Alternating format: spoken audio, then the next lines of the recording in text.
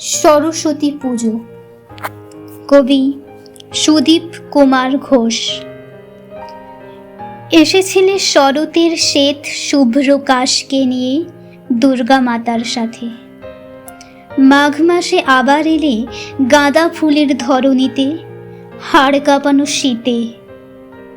ছোটবেলায় একদিনই ছিল আনন্দের ছাড়, এই সরস্বতী পুজোতে। হিম শীতল কুয়াশার ভোরে জমা হতাম স্কুলে, ফল কেটে আলপনা দিতে। পুষ্পাঞ্জলি দিতাম জয় জয় দেবী চরাচর সারে, কুচযুগ শোভিত মুক্তাহারে। এভাবেই হতো প্রভাতী অঞ্জলি বাগদেবীর চরণে, উপবাসে নিষ্ঠা ভরে। রং বেরঙের পোশাকে স্কুল বাড়িটা থাকতো হই হুল্লোড়ে ভরা। পুজোর প্রসাদ বিতরণের পরে থাকতো খিচুড়ি খাওয়ার তারা। টেক্সট বইয়ের পাতার ভাঁজে রেখে দিতাম সযতনে প্রসাদী ফুল।